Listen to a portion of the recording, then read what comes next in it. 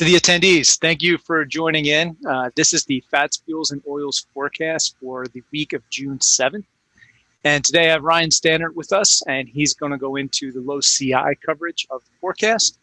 And then at the end of this, we're going to go ahead and do questions. If you have questions in advance, you can drop them in the Q&A button in here in Zoom, and we'll get to them at the end of Ryan's presentation. Ryan, you want to take it from here? Yeah, thanks, George. So this week we focused in on the choice white grease market. Here you can see the forecast for the Missouri River. We're forecasting the price to continue to increase through the month with a higher monthly average forecast for June.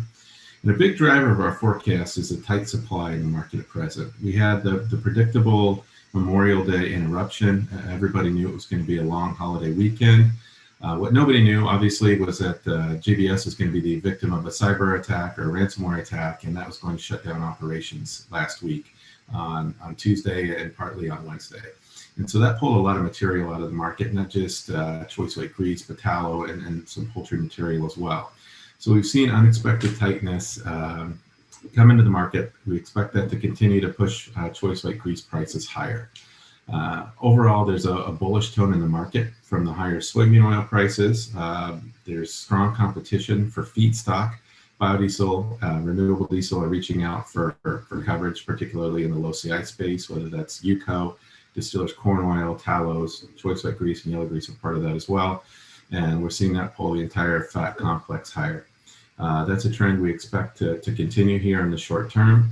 Here you can see our forecast eases going into July, or I should say in July, and then picks back up heading into September.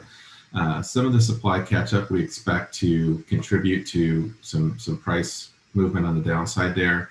There's also the disconnect with corn at the moment. So, if you look through the commentary, you can see the call out. But at 400% of the price of corn, feed buyers tend to push fat out and include more corn for fat in the rations.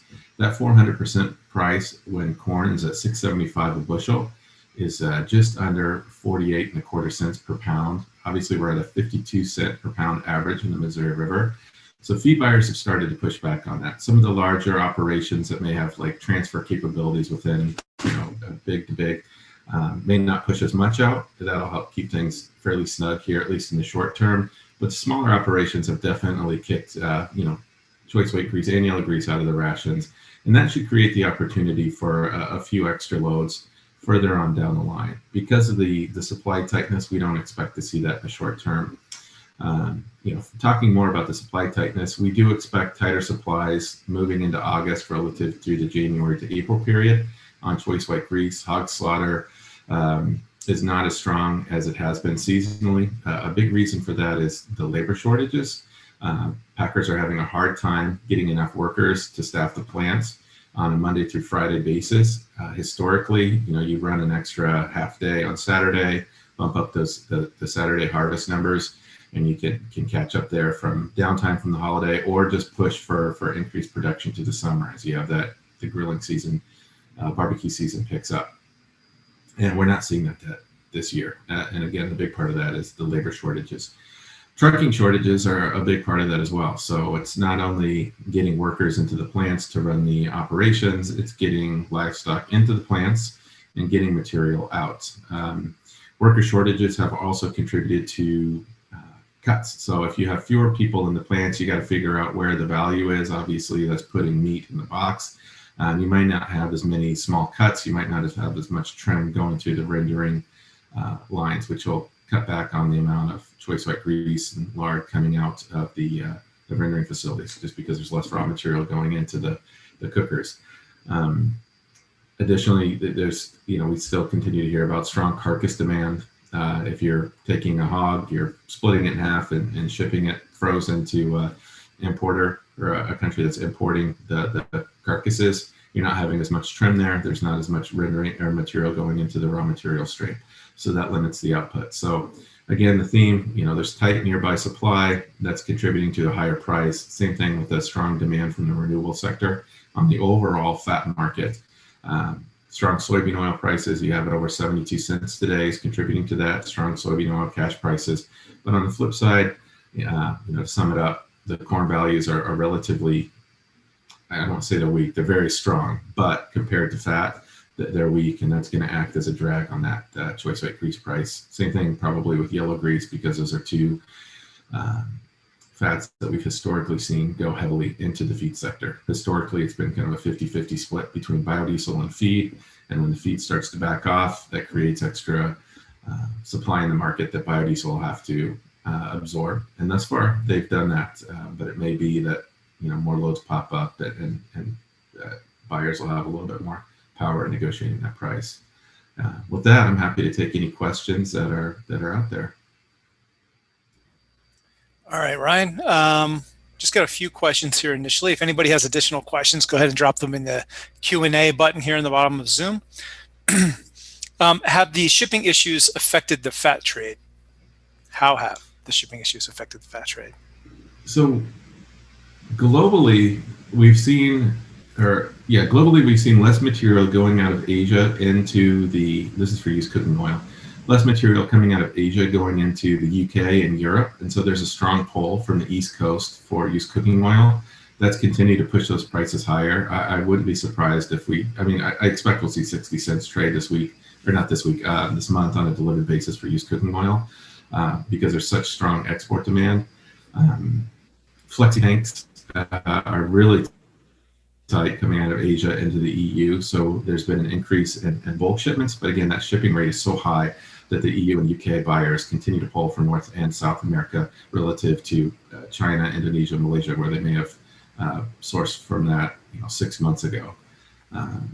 As far as shipments across the Pacific from the US, I think there's still a little bit of demand, but I think that the price is just too high in the interior. Interior buyers are paying more than transoceanic buyers are, at least in Southeast Asia, the traditional demand sector. And this has been going on for years, but it's really been exacerbated this year that the price is just too high in the interior for the exporters to compete. So we continue to see a lot of material stay in the country for renewable fuels production and traditional demand sectors as well.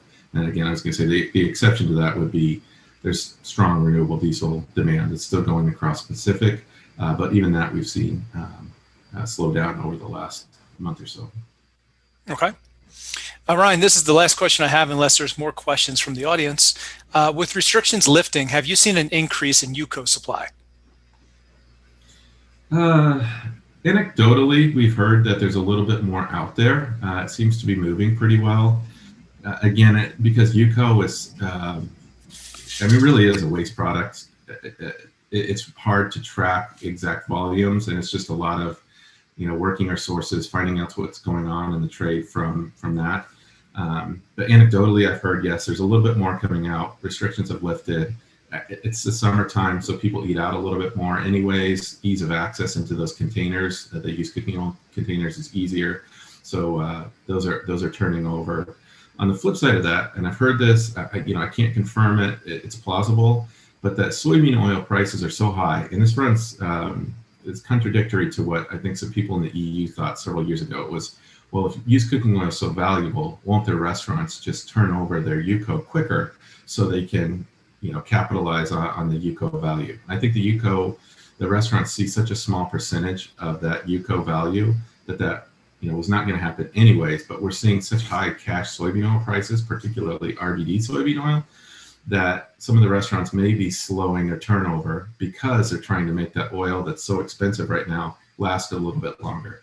So if you're paying $1 a pound for RBD soybean oil, and let's say used cooking oil hits 60 cents this month, there's a wide price spread there to begin with. You're only seeing a fraction of that 60 cents. You're not going to turn over $1 RBD soybean oil quicker to get to that maybe penny or 2 pennies more you might get for your waste oil.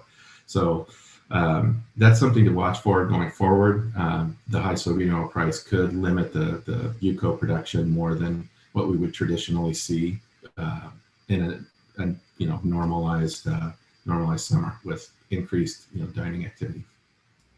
Okay. Well, Ryan, thanks for that explanation. That's all the questions we have for the attendees. I'll be sending this out as a recording afterward for all of you to download, take a look at, and we'll talk to you next week. Thanks, everyone. Sounds great. Thanks, everybody. Bye. Have a great day.